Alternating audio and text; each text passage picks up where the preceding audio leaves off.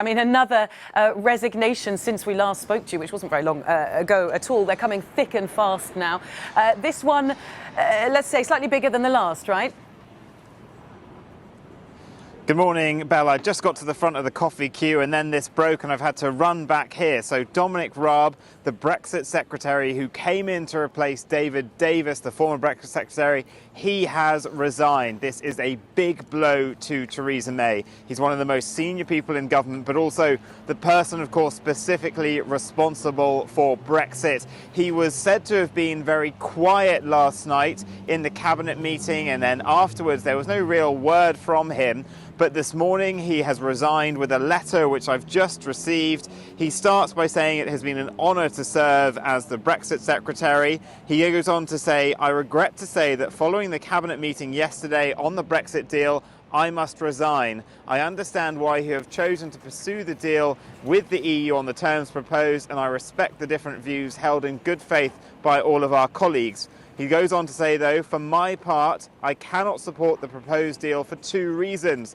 First, I believe that the regulatory regime proposed for Northern Ireland presents a very real threat to the integrity of the United Kingdom. Second, I cannot support an indefinite backstop arrangement where the EU holds a veto over our ability to exit. The terms of the backstop amount to a hybrid of the EU customs and single market obligations. No democratic nation has ever signed up to being bound by such an extensive regime imposed externally without any democratic control over the laws that will be applied." And he goes on later to say, "I appreciate that you disagree with my judgment on these issues. I have weighed very carefully the alternative course of action which the government could take, on which I have previously advised. Ultimately, you deserve a Brexit Secretary who can make the case for your deal you are pursuing with conviction. I am sorry, in good conscience, I cannot." That is quite the letter from Dominic Raab. He points out those two big issues: Northern Ireland, the integrity of the UK. Northern Ireland, of course, a place that did actually itself vote to stay in the EU in the referendum, knowing about the difficulties that they've gone through, all of the troubles, the Good Friday Agreement, the problems it would cause at the border, the tensions rising, Republican tensions, and also the feeling in the south as well, in the Republic of Ireland, about it. And there have been some, when I was on a recent trip to Northern Ireland, who say, on the unionist side, they even think that a border poll to reunify Ireland on what was going on in the negotiations was likely within the next 5 to 10 years. That's something that Dominic Raab is alluding to there in his letter. And then, of course, talking about the UK being in this indefinite hybrid and being a rule taker, sort of like the position of Norway, different to it obviously, but having access but not having any say in the rules as we do now. Of course, the UK as a member of the EU has the right to veto anything. It has the right to shape and mould what is going on in Brussels, and Dominic Raab saying that will obviously be an inferior position, but not being able to come up with anything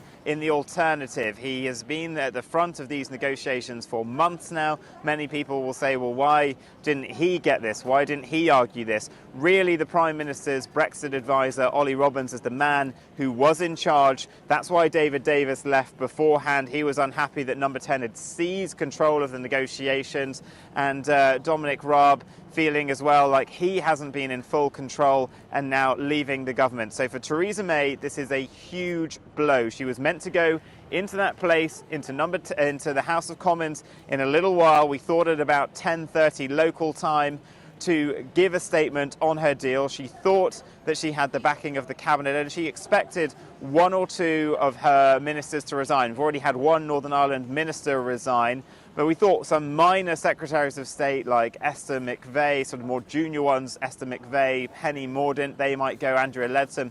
But the fact that the Prime Minister has lost her Brexit Secretary is going to be pretty tough for her. It means that that statement might be slightly delayed as she reconfigures what it is she's going to say. But this is a politician really fighting for their political life now, because we're hearing as well that more letters of no confidence have been going in to the 1922 committee, which controls the Conservative government. If 48 letters go in, and we thought that we were on about 40 before this week, if just 8 more or so letters go in, then she could as well be toppling into a leadership contest. So It is quite the day for Theresa May.